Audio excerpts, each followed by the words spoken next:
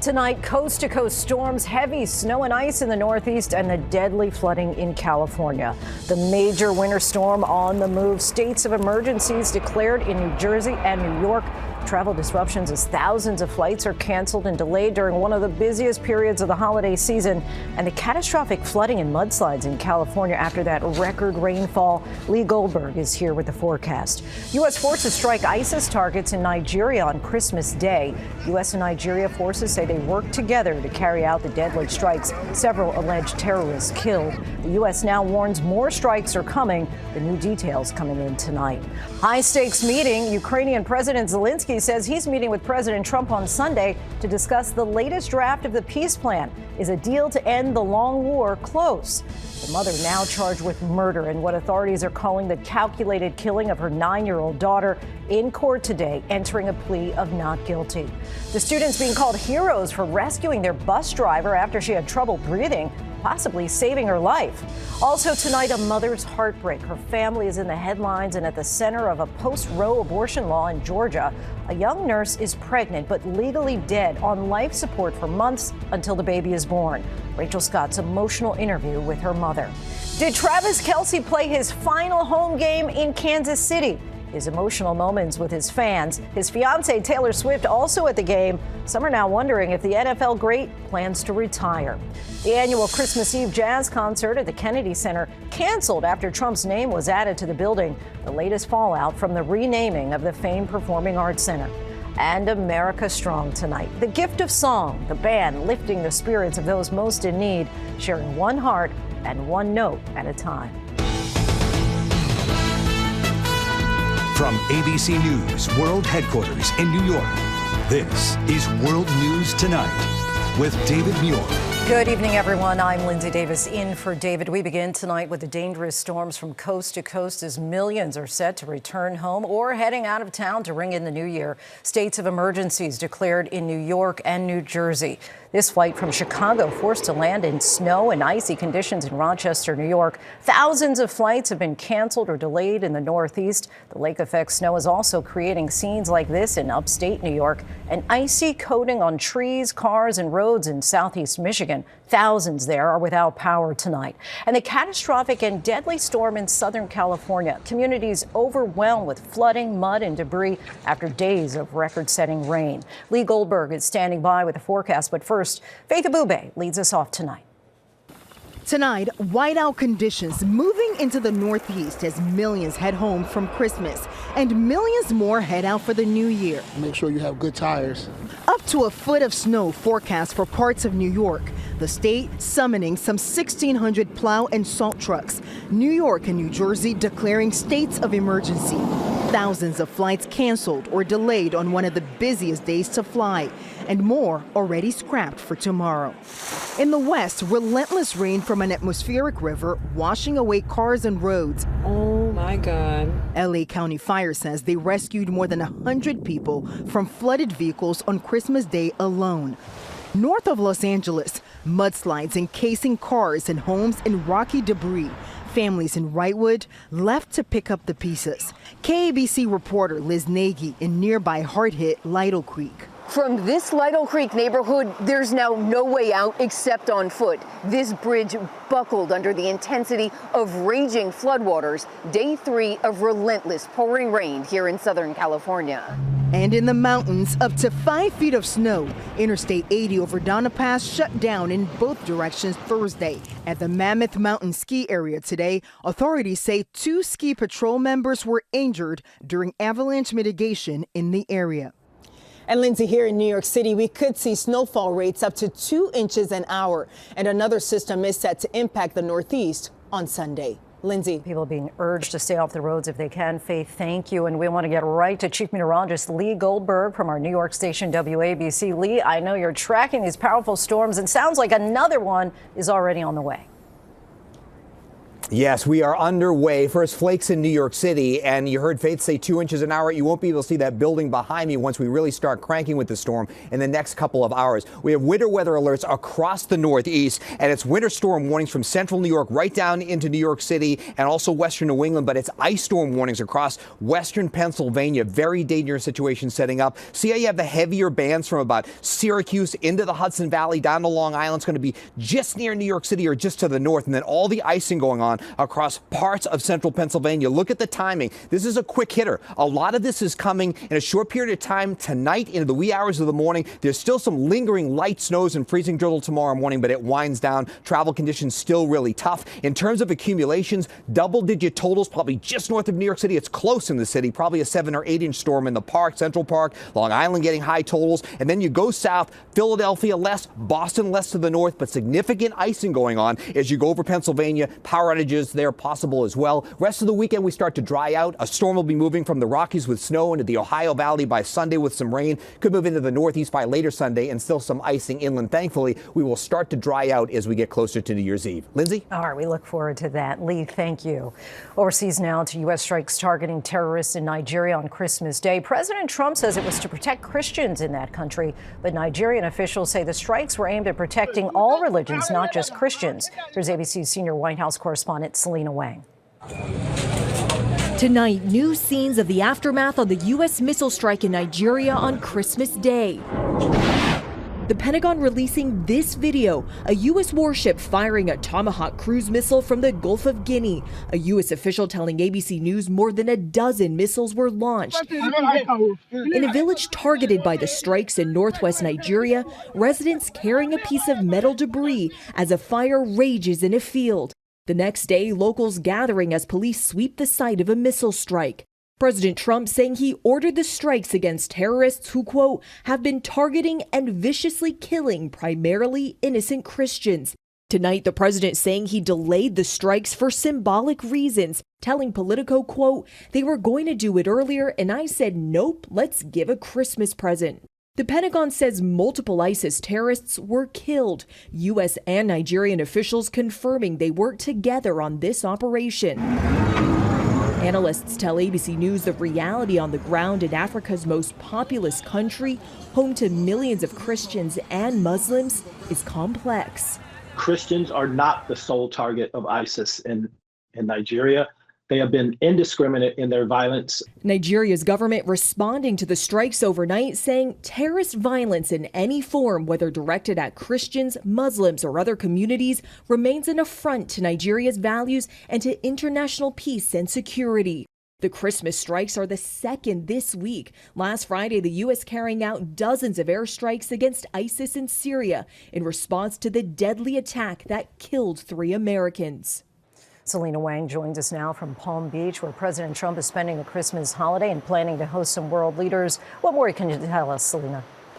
Well, Lindsay, President Trump will host Israel's Prime Minister Benjamin Netanyahu at his Mar-a-Lago club in the coming days, and the agenda is expected to be wide-ranging with the focus on how to advance the fragile Israel-Hamas ceasefire into the next phase. Iran's nuclear activities are also expected to be front and center in these discussions. Lindsay? Selena, thank you. Ukraine's President Zelensky also says he's meeting with President Trump at Mar-a-Lago on Sunday to finalize a draft of the peace deal with Russia. Zelensky says the 20-point plan is 90% complete, but could Russia throw a wrench in their plans? ABC's Patrick Reevell joins us now. Patrick. Hi, Lindsay. President Zelensky says that he will meet with President Trump at Mar-a-Lago this Sunday in another bid to try to push a peace deal forward. Now, Zelensky upbeat, finalizing the most sensitive points of the latest draft of a 20-point plan that's been worked out between Ukraine and U.S. negotiators, including security guarantees for Ukraine. But Trump, in an interview with Politico, saying that Zelensky, quote, doesn't have anything until I approve it. It comes just days after Zelensky Zelensky said he is ready to withdraw troops from Ukraine's Donbass region and make the areas that it still controls demilitarized zones, offering a compromise on a key demand of Vladimir Putin. But the problem is, so far, the Kremlin shows no sign of accepting this new proposal. Today, Russia's deputy foreign minister saying that Zelensky's plan is radically different from what Russia has discussed with the US. Now, Russia over Christmas again pummeling Ukraine, killing 2 today and injuring 8 in Kharkiv. So despite the positive signals coming from Kyiv, it's still very difficult to see a deal being reached yet. Lindsay. Patrick, thank you. Back here in the U.S., new details tonight in the tragic death of 9-year-old Melody Buzzard. Her mother is now charged with murder, pleading not guilty in court today and ordered held without bail. Here's ABC's Andrew Dimber. Tonight, Ashley Buzzard appearing in court, charged with murdering her 9-year-old daughter, Melody. Prosecutors alleging Ashley intentionally killed her daughter, Melody, using a 9mm firearm. Melody missing for more than 2 months. Authorities say her remains were eventually located in a rural area outside of Caneville, Utah. The mother and daughter leaving their home in Lompoc, California on October 7th for a 3-day road trip to Nebraska. According to authorities, Ashley rented a white 2024 Chevy Malibu and traveled more than 3,000 miles for the road trip. Investigators saying this is the route they believe she took. Investigators claiming Ashley wore wigs and switched license plates along the way. This surveillance video showing the mother and daughter at a rental car facility. Ashley returning home on October 10th without her daughter. A school administrator later reporting Melody's disappearance, setting off a desperate multi-state search. Lindsay, that mother is being held without bail. She's due back in court January 7th. Lindsay? Andrew Dimbert for us. Thank you. Next tonight, 2 Ohio siblings are being called heroes after they quickly jumped into action when their school bus driver suffered a medical emergency, possibly saving her life. Here's ABC's Mola Langi. Tonight, 2 Ohio siblings are being hailed as heroes after helping save the life of their school bus driver. We need help on Folk Road, bus 8. Bus driver cannot breathe. Crestview School District in Ashland sharing this video of the dramatic incident last Friday morning. Charlie and Katrina Thomas rushing to the aid of their driver who was having trouble breathing. I ran up to her and said, "What is wrong?" And she pointed at her throat. And then I ran back there and got the older kids. We were on a hill, going downwards. So I pulled the parking brake out. 8-year-old Katrina was the first to see the driver in distress. Hey, Her brother Charlie bolting to the front of the bus. That's when I realized that something was going on. Went up there and grabbed the radio and then called the school because I knew that was the quickest way we could get help. The school district stating the driver experienced a breathing-related medical issue, praising the students and staff for their quick thinking and calm response.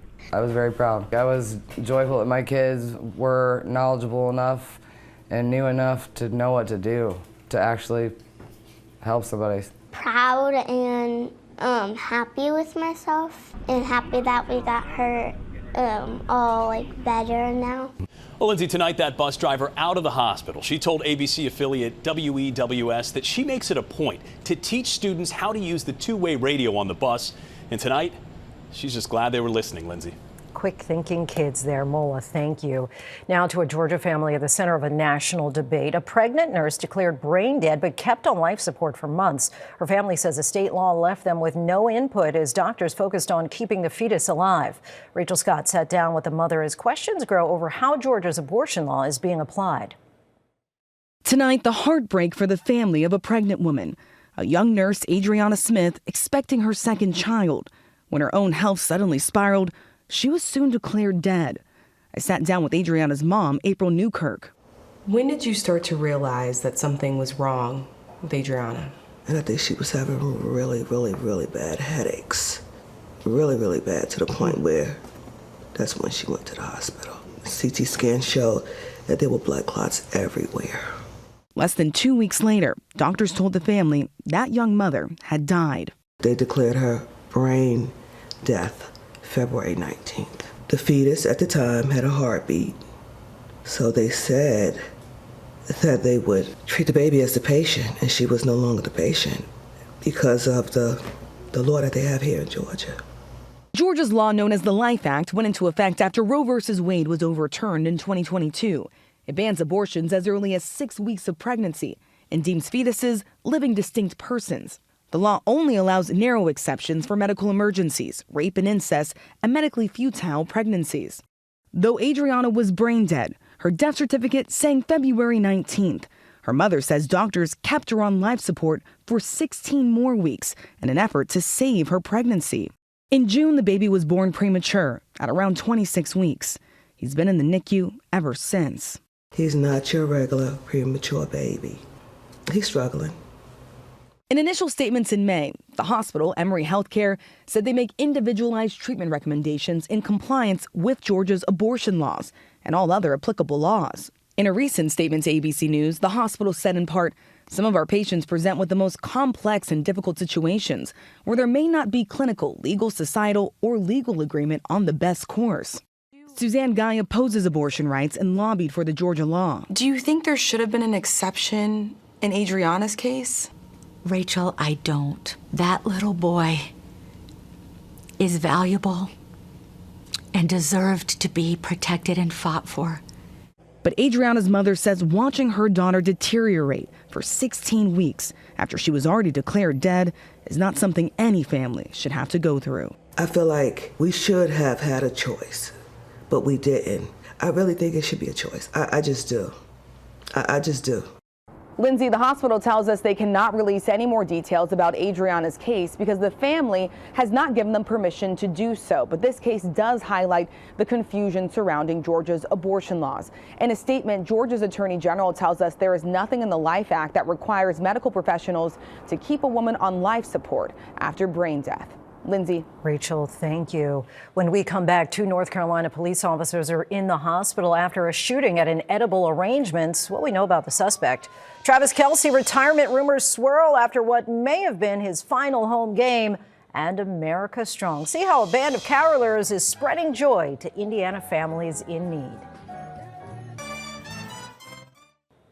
Tonight, 2 police officers in Mint Hill, North Carolina have been upgraded to stable condition following a shootout at an edible arrangements. Shortly before 11 a.m. this morning, police responded to an emergency call regarding a child custody exchange. Investigators say the suspect was shot and killed. Tonight, we have word that a 15th person has now died as a result of that UPS plane crash in Kentucky last month. The man succumbed to his injuries Christmas Day, 7 weeks after the crash. A preliminary report from the NTSB found the Honolulu-bound cargo plane's left engine separated from the aircraft and burst into flames shortly after takeoff. When we come back, speculation swirls around the future of Kansas City Chiefs tight end Travis Kelce. Is he hanging up his cleats? To the Index, and what was meant to be a celebration is now a controversy. The Kennedy Center canceled its annual Christmas Eve jazz concert. The show's host, musician Chuck Redd, says he called off the performance in the wake of President Trump adding his own name to the arts institution. Many legal scholars say Trump's move violates the law. Tonight, speculation is growing about the future of 3-time Super Bowl champ Travis Kelce. Kelce appears emotional during the national anthem before last night's loss to the Denver Broncos. His fiancée Taylor Swift watched on from the stands as Kelce played what could be his final home game in Kansas City. As he headed into the tunnel, fans erupted into cheers, showering him with adulation that some say felt like a farewell. Kelce has not made an announcement on his future. When we come back, we head to Indiana and a special group of musicians bringing hope to those in need. Finally, America strong. We head to Indiana for some much-needed Christmas spirit. In this quiet Indianapolis neighborhood, something unexpected fills the cold December air. On this school bus, a big band with a simple mission to make sure this season, no matter how difficult, is still joyful. We wish you the merriest, the merriest. This is a giant band that goes around town, carols for those in need. It's typical caroling, but on steroids. Not a parade or a concert hall, but a home in need of some holiday cheer. Thank you so much. And these volunteers deliver. We've had a rough year medically. It's been tough. We were very taken aback. They wanted to come and share all their talents with us. They don't sell tickets or take a stage. Instead, these 50 band members show up wherever they're needed. These are people who have had a rough year, are in need, are sick, have had a relative pass away. It doesn't matter. They need a little happiness. They need a little spirit. So we go and uplift them. driveways, bunched up in a living room, or in backyards. They also pay visits to local fire stations and nursing homes. Now in its 12th year, they hope to take this charity effort nationwide. The lingering smiles and joyful memories, proof that sometimes the biggest holiday magic doesn't come wrapped under a tree. It pulls up with a trumpet or a trombone and a whole lot of heart. You can feel it. Thanks so much for watching. I'm Lindsay Davis. Good night. David Muir, the most watched newscast in America. And now, ABC's World News Tonight has won the Emmy for Best Live News Program for the 3rd year in a row.